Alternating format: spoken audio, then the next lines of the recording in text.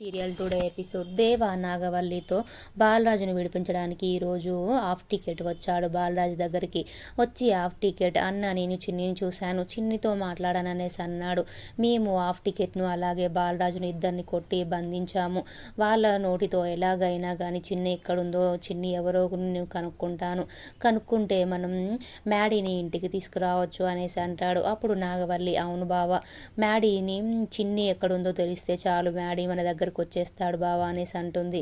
నాగవల్లి ఇప్పుడు మన టైం నడుస్తుంది బావా అనేసి అంటుంది. అప్పుడు దేవ కూడా అవును నాగవల్లి, ఇప్పటి నుంచి మన టైమే నడుస్తుంది అనేసి దేవ వెళ్ళిపోతాడు. అప్పుడు నాగవల్లి అవును బావా, ఇప్పటి నుంచి మన టైమే నడుస్తుంది, మనల్ని ఆపే ధైర్యం ఎవరికి లేదు, ఆ మధుకి కూడా గుణపాఠం చెప్తున్నాను, తనని కూడా ఒక స్కామ్లో ఇరికిస్తున్నాను అనేసి తన మనసులో అనుకుంటుంది.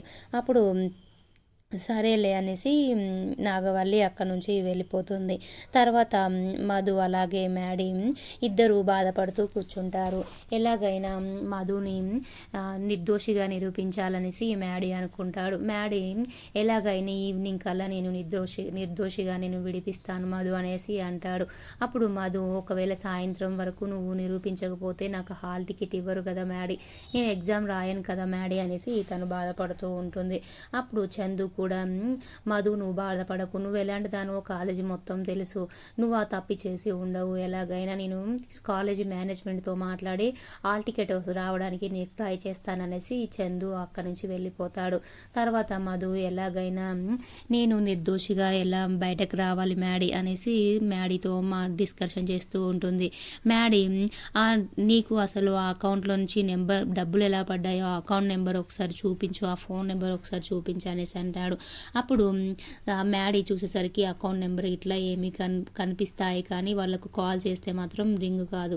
అప్పుడు మధు నువ్వు ఎవరికైనా ఫోన్ ఇచ్చావా, ఈ మధ్యలో ఎవరికైనా కొత్త నెంబర్ అనేసి ఇచ్చావా, నీ నెంబర్ని కొత్త వాళ్ళకి ఏమైనా ఇచ్చావా అనేసి అంటాడు. అప్పుడు కొత్త నెంబర్ ఎవరికి ఏమి ఇవ్వలేదు, నేను మా అమ్మ మా నాన్న వాళ్ళకే ఇంట్లో వాళ్ళకి తెలుసు, అంతేగాని నేను ఎవరికి ఇవ్వలేదు ఈ మధ్యలో నెంబరు, మళ్ళీ ఎవరైనా ఫోన్ చేస్తాను నేను మా అమ్మకు బాగాలేదనేసి నిన్నెవరైనా ఫోన్ అడిగారా మధు అనేసి అడుగుతాడు మ్యాడీ. అప్పుడు మధు అవును మ్యాడీ, నేను బుక్ స్టాల్కి వెళ్ళినప్పుడు ఒక అబ్బాయి నాకు కొంచెం మీ ఫోన్ ఇస్తారా, నా ఫోన్ స్విచ్ ఆఫ్ అయింది, మా అమ్మకి హెల్త్ బాగాలేదని అడిగితే నేను ఇచ్చాను అనేసి అంటుంది. అప్పుడు మ్యాడీ అయితే ఆ నెంబర్కి ఒకసారి కాల్ చేయనేసరికి చూసేసరికి ఆ నెంబర్ అందులో ఉండదు, ఆ అబ్బాయి డిలీట్ చేస్తాడు.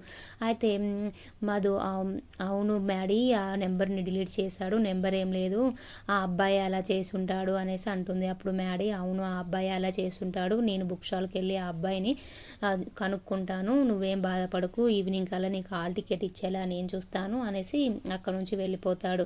వెళ్ళిపోయిన మ్యాడీ బుక్ స్టాల్కి వెళ్ళి అక్కడ షాప్ ఆయనతో మాట్లాడతాడు.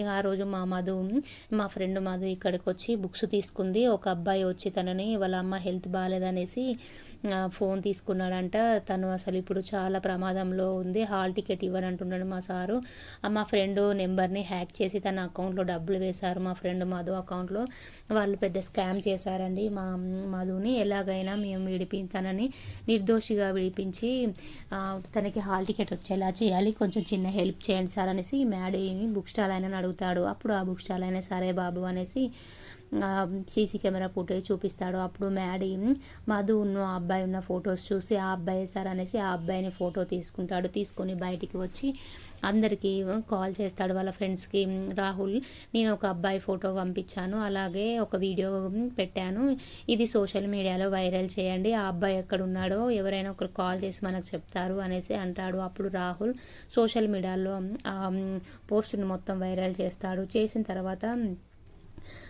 దేవ అలాగే నాగవల్లి గోతకు దగ్గర కూర్చుంటారు. దేవ మ్యాడీ ఏంటి పోస్ట్ పెట్టాడనేసి చూస్తాడు. అప్పుడు దేవ ఆ అమ్మాయి అలాంటిది కాదు కదా, ఆ అమ్మాయి మీద ఎవరో వేసినట్టున్నారు కేసు, ఆ అమ్మాయి మొహం చూస్తే మాత్రం అలాంటిది కాదు, స్కాములు చేసే అమ్మాయి లాగైతే లేదు తను అనేసి అంటాడు. అప్పుడు నాగవల్లి అక్కడి నుంచి వెళ్ళిపోతుంది. వెళ్ళి నాయకుని పిలిచి నాయకు మ్యాడీ బాబు ఇలా చేశాడు, స్కామ్ లాగా మనమే చేశామని తెలిస్తే ఇంకేమైనా ఉందా, ఆ అబ్బాయి వాళ్ళు స్కామ్ చేసిన అబ్బాయి వాళ్ళని ఇక్కడ ఉండనకు పారిపోమని చెప్పు అనేసి అంటాడు. అప్పుడు నాయకు మాడి బాబు అలా చేశాడా, పోస్ట్ పెట్టాడా, నేను చూసుకుంటాను మేడం అనేసి అక్కడ నుంచి వెళ్ళిపోతాడు. తర్వాత మ్యాడీ ఆ అబ్బాయి కోసం వెతుకుతాడు, కానీ ఆ అబ్బాయి మాత్రం దొరకడు. తర్వాత కాలేజీలో చందు అందరికీ హాల్ టికెట్స్ ఇస్తూ ఉంటాడు. ఇస్తూ ఉంటే మధు కూడా అక్కడ నిల్చుంటుంది. అప్పుడు సంజు వచ్చి ఈ మధు మాత్రం ఈ ఇయర్ మాత్రం ఎగ్జామ్స్ రాయదు అనే, ఎగ్జామ్స్ రాయకపోవడం పక్క అనేసి అక్కడ నుంచి వెళ్ళిపోతాడు. తర్వాత లోహి స్వప్న అందరూ హాల్ టికెట్స్ తీసుకుంటే మధు బాధపడుతుంది.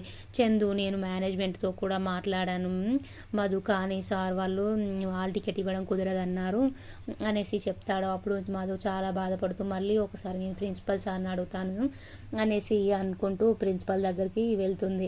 మ్యాడీ ఆ అబ్బాయి ఒక అబ్బాయి ఫోన్ చేసి మీరు పోస్ట్లో పెట్టిన అబ్బాయి నేను చూశానండి, తను ఇక్కడే ఉన్నాడు, వెంకటరమణ కాలనీలో ఉన్నాడు అనేసి చెప్తాడు. అప్పుడు మధు ఏమో ప్రిన్సిపల్ దగ్గరికి పోతూ ఉంటుంది. మ్యాడీ ఏమో వెంకటరమణ కాలనీకి వెళ్ళి ఆ అబ్బాయిని తీసుకొని కాలేజ్కి వస్తాడు.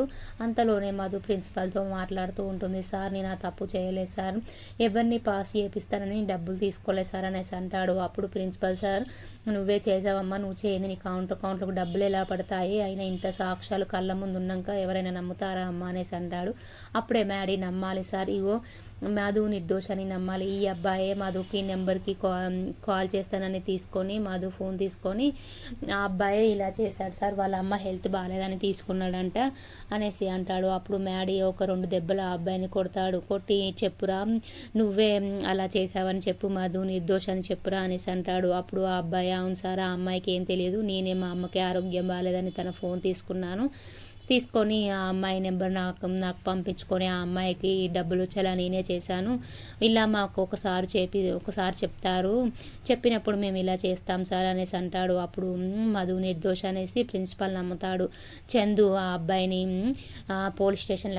పోలీసులకు పట్టియండి, అలాగే మధుకి కూడా హాల్ టికెట్ ఇవ్వని చెప్తాడు. అప్పుడు చందు సరే అనేసి పోలీస్ స్టేషన్కి ఫోన్ చేస్తాడు. అలాగే మధుకు కూడా హాల్ టికెట్ ఇస్తాడు. మధు హాల్ టికెట్ తీసుకొని మ్యాడీ దగ్గరికి వచ్చి థ్యాంక్ యూ మ్యాడీ, నువ్వు లేకపోతే నేను ఎగ్జామ్స్ రాసేదానినే కాదు అని హగ్ చేసుకుంటుంది. చేసుకోగానే అప్పుడు మ్యాడీ కూల్ మధు, ఇప్పుడైతే ఎగ్జామ్స్ రాస్తావు కదా, నువ్వు హ్యాపీ కదా అనేసి అంటాడు. మధు హ్యాపీ అనేసి అంటుంది. అప్పుడే మ్యాడీకి ఫోన్ వస్తుంది. మ్యాడీ ఫోన్ లిఫ్ట్ చేసేసరికి ఎస్ఐ ఫోన్ చేసి ఆ అబ్బాయి దొరికాడు కదా బాబు, మీ డాడీ కూడా మాకు ఫోన్ చేసి మీకు దేవా కూడా ఫోన్ చేసి, దేవా సార్ కూడా ఫోన్ చేసి మ్యాడీ బాబుకి హెల్ప్ చేయండి, ఎలాగైనా ఆ అబ్బాయిని పట్టుకోనని మాకు చెప్పాడు, మేము ఇంకా ఎక్కువ మా పోలీసులను పెట్టి మేము లొకేషన్లు ట్రేస్ చేసి మీకు చెప్పాం బాబు అనేసి అంటాడు. అప్పుడు మ్యాడీ అవునా నాన్న డాడీ చెప్పాడా అనేసి అనుకొని థ్యాంక్ యూ అనేసి చెప్పేస్తాడు. అప్పుడు మ్యాడీ మధుతో అవును మధు, మా నాన్న కూడా మాకు హెల్ప్ చేశాడు, నిన్ను నిర్దోషిగా నిరూపించడానికి మా డాడీ కూడా హెల్ప్ చేశాడు, డాడీకి థ్యాంక్ యూ చెప్దాం మధు, డాడీ దగ్గరికి వెళ్దాం అనేసి మధు అలాగే మ్యాడీ ఇద్దరు కలిసి వెళ్తారు. తర్వాత లోహిత అలాగే వరుణ్